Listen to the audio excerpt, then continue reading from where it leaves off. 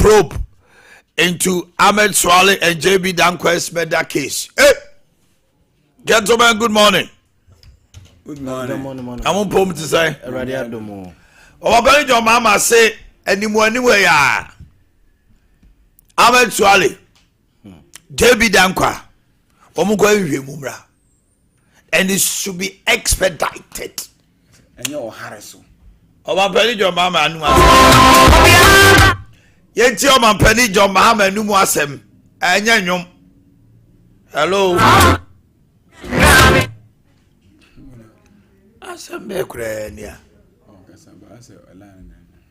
Significant killings or murders that have were committed to the protection of human rights and investigation of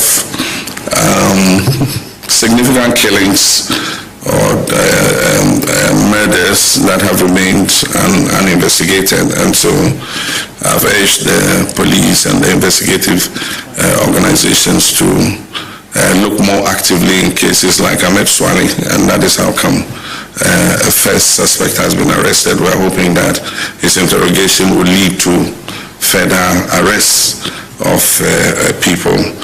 There are several other cases like the JB Dankwa murder case, and we're asking that it be expedited in terms of the prosecution that is taking place and for investigations to be carried out to find out if any other persons were involved in some of those. And so those are ongoing, and then we also have the issue I thought I should raise of the judiciary and the perception of the judiciary. I believe that it is not anecdotal.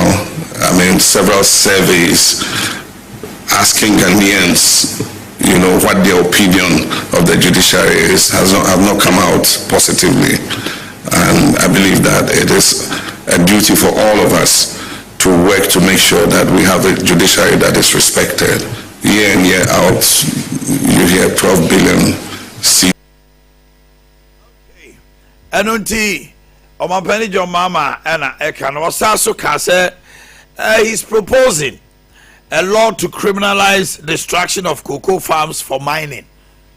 Also, officer Ghana, you will see a yemra, a bit me amana ye criminal say, Obi ewo hono so woni cocoa, na okoton me de to mining na, ebe ya de tiamra wo memuha, yentino. The bulk of the benefits of the cocoa industry should go to the farmer so that it incentivizes him to look after his cocoa farm and make sure that it produces more. This year will be what I call a year of correction because of what they have inherited from the past administration. And so this year will be a year of correction so that we can bring the industry back on track. Have to make sure that people are not cutting down cocoa trees to mine gold. Gold, you mine the land, and once it's mined out, the land becomes useless to you. But if you plant cocoa on the land, every year it will yield revenue. Every year it will yield revenue. And a cocoa tree can last 30 years or more and produce money every year. So it makes more sense rather depend on your cocoa tree than to mine the ground and make it useless to our children and our children's children. And so I'll encourage, and I was saying that maybe we should pass laws that prevent people from cutting down cocoa trees for mining. Okay. I don't think that is just it. I think another prayer. And so I raise a concern over lack of budgetary allocation to fight illegal mining. Why is he saying that? Yet another prayer. The big fish here is balancing. You can't pretend about it. I'm disturbed. Yeah, I've gone through all the reports. How many pages? 19 report. Not a dedicated expression on Galamsey. Why?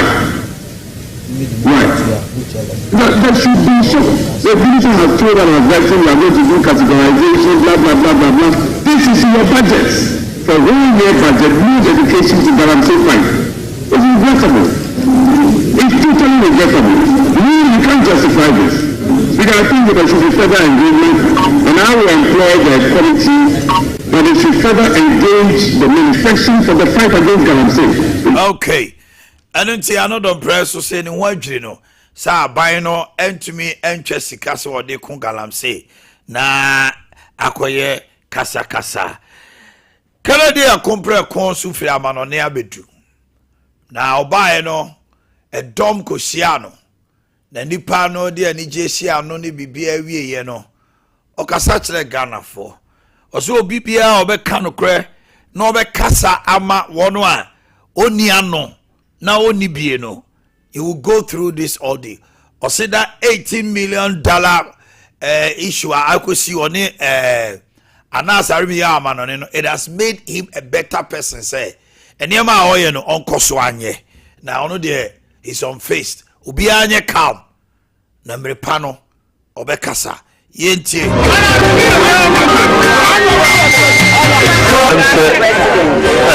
Marabia amna efe na me nimpo say na magwere me ho efa asida kese na me mamo na me shebu nkura say me yamra tro no this will inspire me to continue to do whatever I'm doing. This indicates that you appreciate every effort that I'm making to speak for the voiceless. So I would say that we should all stay calm. Nobody should worry. Because anybody who decides to speak the truth and fight for the voiceless will go through all this ordeal. And with this, through this ordeal, I become a better person. Thank you very much.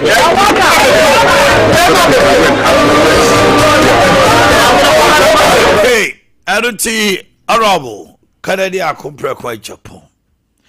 Now, confirm for 10 days in Omunya and show. And now Makuma could do. Ensure ni konfanochi na the attitude say Ghana Water Company Limited or mo pipe kese bi edi nsuo ba no problem aba ho na you can imagine konfanochi ekuro we na nsuo ni ho na mami kwa homa no so kwam frempo machi o kwam Minia, mejo so echiatie fu nyina. Na what to say? Na mi ada Roma. Just see you who you there. No ho ye. Now, how are you coping? Yeah, it's about 10 days. You are really facing a serious challenge with water supply. Ebane say, na and they am no ka say, dey. Ense chiba na mo dey si wa mo to me forestall this problem. My enti wa no pay. Yo, me da sipi. Last week Monday, and in Suni Kaye, me no say. And round upon a back a crab in the said Kaye. Into your crab boat 10 days. Yene Ghana water for no, and you could be be Suni Kaye. Na the Omoka is no more problem think a crack. Na Bakwa best said to cry a mainline Eba Hospital. No, almost say at the Dua carriage, Abupo Junction to so full line interchange Dua carriage in a Darcy. Na 6 meters deep, and no, a home Atochima, and say no, or more intimate miles you. Na a bus and your bohos kakra. And yes, I came Ghana National Fire Service, any private operators be Sukasai, and the water tankers, and or more day supply in you. Now, if you're confronted cases in the city, young workers inquire about 6,000. Inpatients inquire on daily basis, over 2,000. Medical school, 4 5 6 years for no more. Nursing clinically, they inquire 1,500. We workers in free more. You want a 6 year school, you want a training school. Yeah, well, colleges now or more to say amount for a health professional, mobile specialist, on campus in our we have thousands of people or more follow on a more company or patients to the hospital on a daily basis. We do thousands of medical procedures routinely. I need you. It's a coba say, yeah, this measures now, you do mana usually a temporary measure. Second hour time a day or two. Now here is the voice in water tanks in your words, and I can couple with the situation on the second hour. But said the make since last week Monday, in Sunima, in Tamando Crenimini, the call we hear Mukakra. Now, Enra, the regional production manager and distribution manager, when you buy. They say, don't pursue me and say, and car or more a bit me after the bypass via my own friend rerouting. Coming another pipeline, being committing this to a family of braying, and the money way and boa. I'm a problem not a cry. Ye minister, honorable candor, minister. And so, Abem, our Mukes will make the water tankers in the system, no more mobilize it. No more the boy, Nakakana, Yenya from KMB, Yana water, Ghana National Fire Service in the it's about the complementing Yenyan Sua. But we are privileged a lot of challenges. The Basse Crana, ye fear any more. Bathrooms nominate. Well, some nipa me catch we there over 10,000. Every 24 hour cycle, the nipa pass through the facility no. 10,000 nipa baho. A bukura. Yeah, staff from Kwakwa cost 6,000 and we ran 24 hours. Almost staff for 6,000. Almost 6,000. I say, Babcho, and the Kwame Moon can job so will be about. On your action, son of about. I just wow, what do diarrhea about Hey, this is a serious issue, Kwame. And we are laughing, but it's a very serious situation. If he said it was as regional minister and honorable Kwame Minta Kando. Now, fire hydrants, no, so me so Adeakye Abia. Now, we know the problem. Because that enclave, no, the main pipeline, as an area hole in Anzoni hole. It's in a tanker, I know you have a big consensus. Okay. Matthias, yeah. As a baby on Benyan, so Gradia Ban, almost unibi. Almost unibi. Hey, Intinama, Yene, fire a phone, almost saying your tankers in area now they will dedicated areas and the young one because okay. So yeah, supply be a bit more regular. All right. Kwame, medals no pay. Na me nya catch me. Who's a conference said the Esiakoye no. One like in Kenya, Kulibu wo 37 wo Radio wo UGMC wo no others. Even though the same population size, you know, Ashanti region, there's only one hospital. The president that conference will be any other hospital in this country. 12 regional referrals. They say Nyango. Now we actually say yes, my deeper hospital is to ye. None of man can be a hiano.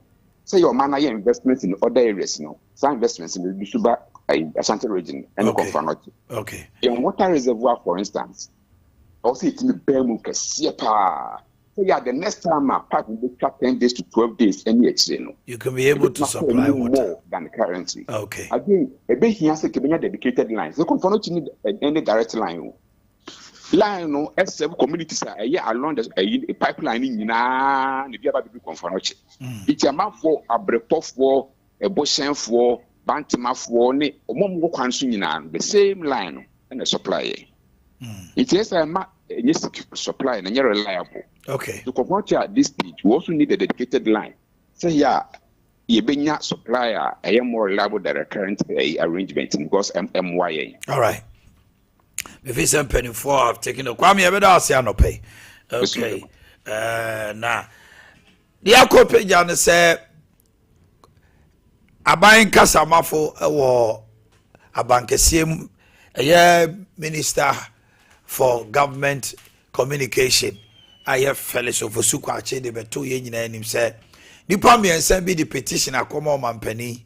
I'm on Mampeni, so I butchered the Ama Council of State. So Montran share Sensem bi wo no ma etia maame tokunu na yini free ho be ya yini free ho eno ena maame tokunu nso so atwo krata menim se we letter say dey o ede akoma mampani say bi wrabo menyantie say yese wo se nipa miensa bi ede krata abre wo say badwuma nso ni na maye niema bi emwo anti no yedai yenyimi omo council of state according to Ghana Mrano and go him say if a premier facie case can be established na ebasa yate committee no matter him no matter sa frena mo no so abeyini sema no na say tansa ne bono a ye yina firi ho na mum Ghana Mrana so kire say ansa na abebo me kwadu na obeka kire me say say no nkrofo kro no mo kiro ye ne kra na also mam hu o mo don't ambush me dey tosu me no ensem poti o maka no fama me na me so me hwehwem ne duru onu ma na enye se o makotena se aka wi afa yesi be yiwa no de na me be yi ano to no so actual love letter come on man pani say o man copies of the petition seeking her removal adade akwaba yeah ni amina mami too where there will be trailer in Manila okay because Mujidi said fine I said na feel boba on the way say you do court nice in fan cause me charge sheet way that's how I see it and enyemresa and say send the charge sheet way say person who say code do ayabono and I say I do court today before I do court na ya ma charge sheet I don't say me can say we demanding for charge so that about image na near man so you know and it's her right legitimate thing I would demand moreover I must say member of parliament for Tafo and so Ako Supreme Court to try to annul the processes of the removal and no maybe mama me na contem ade no say we dey almost say Tafo MP sentasefo fi say they are trampling on the rights of the woman under normal circumstances the removal of the electoral commissioner before our petition they were all served with the petition and how to go about defending themselves. I don't know if he says the processes and say Omanhene Eje Krata no ne ade na Odema Council of State no. No if he say the process should have been said the woman should have been copied. It he or say Supreme Court annually process no kra say ekwan omo fast according to Emrano no omati.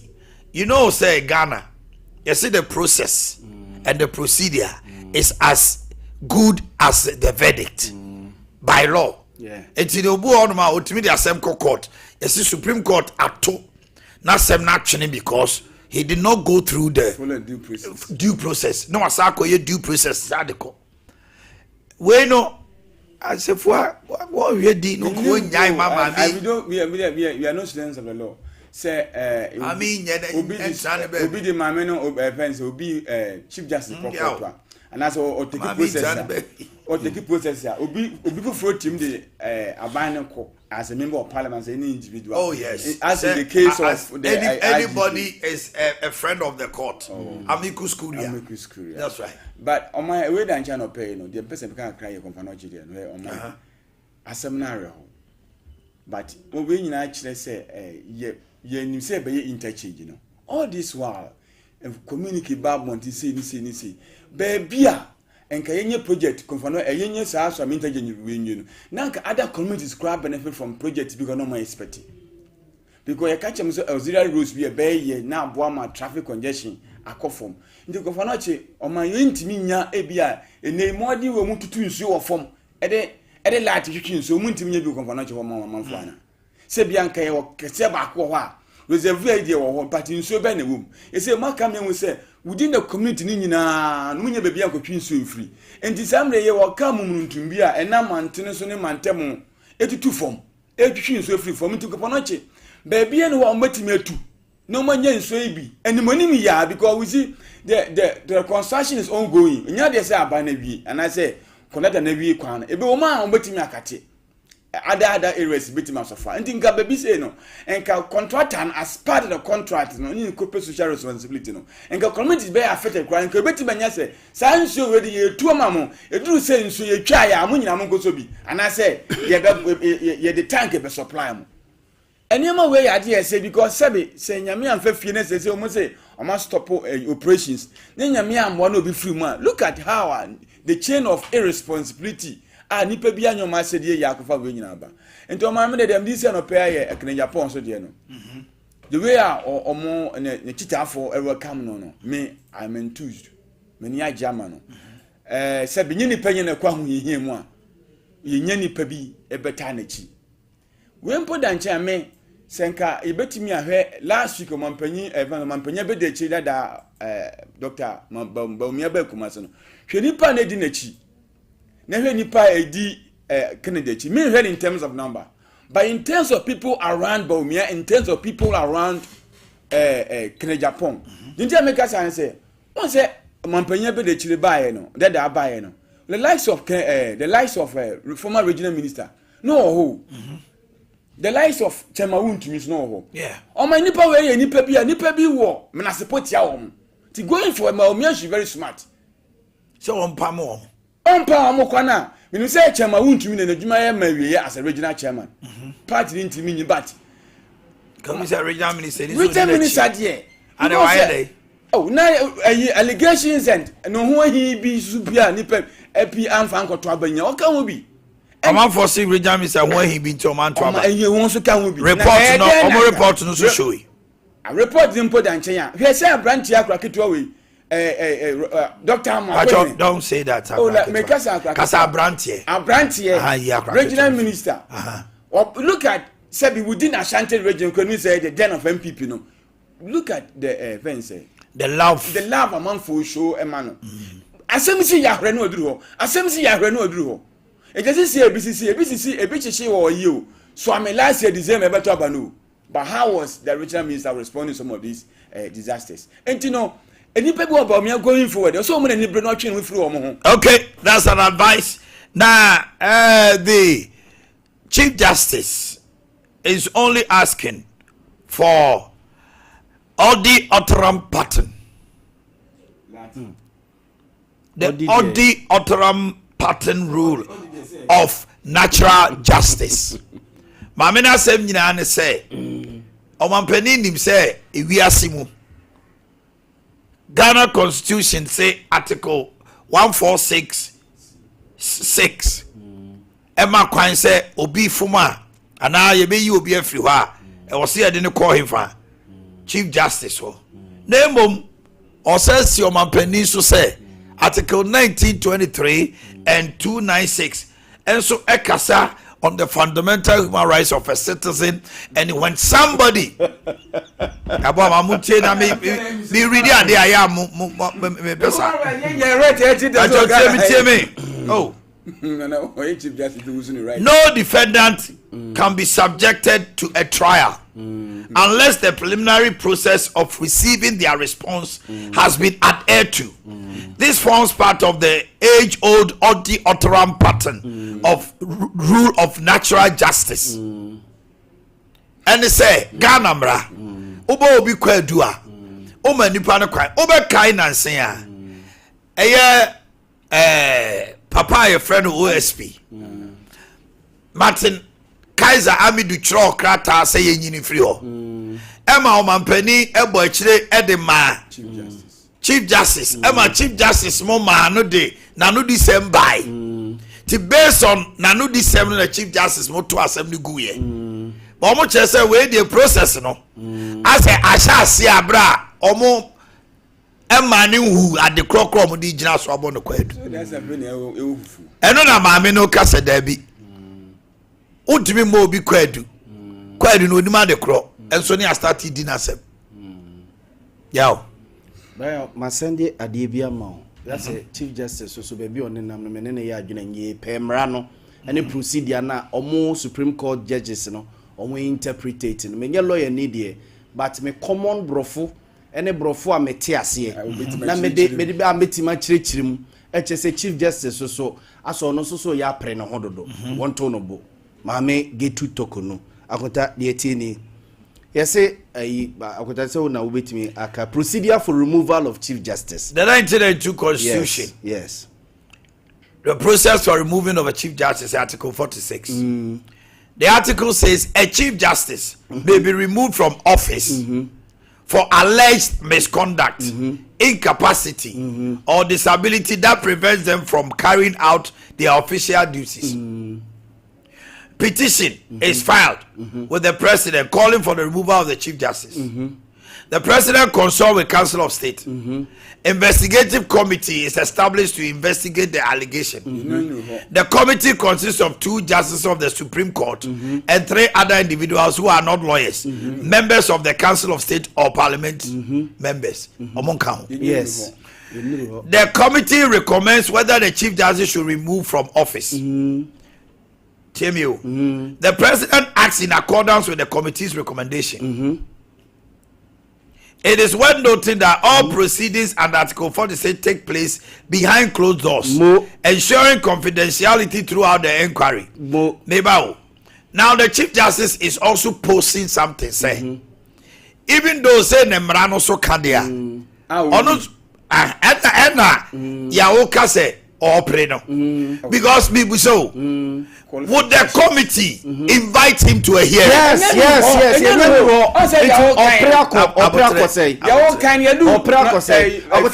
Mamini can for we crown so say. The ma kwakwaza okaya or the petition come and say get to Tokunia Yempamna President rejecting outright. Akufo rejecting and sana okono. Say petition should be confidential. But on the better Facebook. What I say? Throughout the process, petition no should be confidential to President. And I know something maybe I'm at Jamie so you bought when you go to Akota near Mammy can say your man a fair trial near the Adeno. No, Uncle Fred, I'll see your man hearing. They should give her notice. Akota no crow woman say. Hearing no someone whine and dear trial now walk on once near the Adeno start.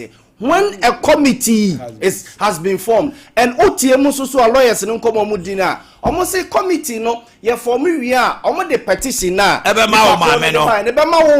you appear before the committee. So it looks like the Mameno edge the cat. That's putting the cat before the horse. That's it. I say I'm preparing dog. Onyabutre. Maybe no crash president to say once the petition comes, Uncle Council of State for Council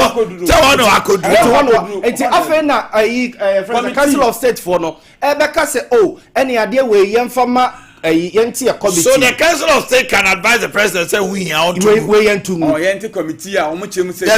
So the Council of State can tell the president say emphasize more and also tell the president say almost better my catch on Mampeni say committee say if a prima facie case is established and nothing a former Chief Justice you want a lawyer for the kuku dam ni penny for the form so the Council of State will decide say Adeakye Abia bibi wo muti committee ni go mo almost wait make say ehunya na etwa hwa na etwa it's o man pedi kra to aso bi petition kra obi ahu bi ma me na kra so hu bi pa kra di petition ba ye kra ye hu no na etu etwa ba za go head to ja na fe hu say why you say bia say be eti egu na say one twe ya there will be a public trial against it ma me na fresa se na sem no ya for to Ghana for ntutu na sere ni abasa it ya the Supreme Court so be kan fa at a fuaso de no mo so Supreme Court it na go make us mo asefo de no ya kono na ma make say wa ya no na fema na ebi so bubaba o ebi akota ma bi ya ebi so bubaba o akota bi na mko mu ba na o gato bi na akota mami ni ye ni say na electoral commission fu yi mami because electoral commission petition so beba o say ka process ni de o mo say enka we na koswa ni ya new Chief Justice we should also tread cautious if we are not careful every president will come with his Chief Justice in the electoral commission na kota Chief Justice say appointed Chief Justice for Ghana insunsan so be pa na make as the Chief Justice not to no onya with the governance of our country. Wom say emra ne wan and akonta emra de emra o mame na utie ni audio ya law is law. Law is law. Now he will not be anybody. I'll be pleased. It is no people feel say it is a spite even on the president. Yeah, akonta emra say nipa can white we are e court no ya be ma wan udi be ma ukọ be udi for yakwa ko jeliu enti me dia akota me feel say the removal of the Chief Justice and sa the way ya e ya we say aban no ba ya no so campaign promises no on mechi obi agum no ya no bu ofi say the previous period okay Theodora evidence Theodora Wood the yes petitions ni dem ko any I'm found very na omu court so say ya chichi nkrofo bi alpha the NBC feels Akufo-Addo assay judiciary. The way manner opeja nkrofo bi call Supreme Court, Appeals Court, any cases be by to them, they had enough evidence to maybe prove say yes say neko. It don't be say Akufo-Addo dey serve for the judiciary no. Na maami we buy and also can who be. But I contemporary de and no name.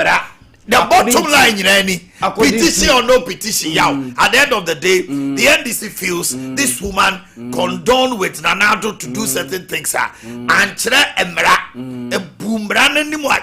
A butumra. Akota de ma many ye she saved Ghana, no more KKB. Where case be a mameno, a for me and lawyers, put two lawyers together more motana so.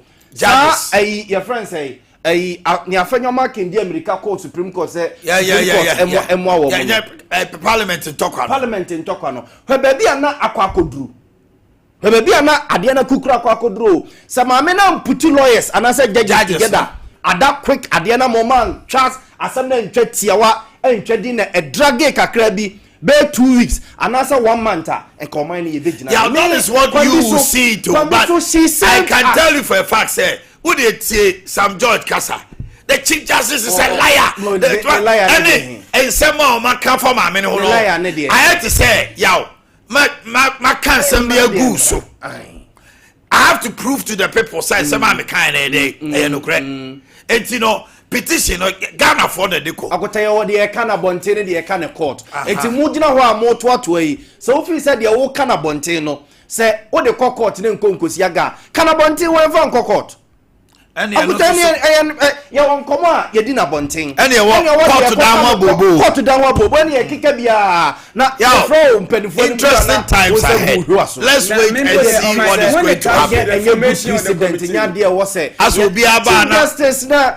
akuta in the history of Ghana yes BC da wo say Matias but akonta de bia me fi baby enye no na hia Ghana for say ye mama Chief Justice say America say enkomodie bi akoso any kasa bi anipa bi kan no I have to prove my words Adeakye say some of the lawyers among omo ma be wo mramu no say omo kan so a ya na ebi dey say one answer bi former director Ghana Professor Ansa also ansem bi omo keka no ansa de ono na do obi also ya na emma ansa de ono na do because ma mi we appointment no I say ajibuje na bi omso mo by seniority na say ne ebasa kan kene nka kosie ne yebo a enom ne ma be bombe ye because say akota yete wo say oko Supreme Court ono ma de o ye senior pa Justice Bafuboni. Aye. Bafuboni na senior pa o. Enti se maame ye yi na dia. Bafuboni. Ono no mo de ne beba na. Aha. That's it. Akuta ni entrese na senior no so so what am I saying na say at this moment the Ghana for here the area Chief Justice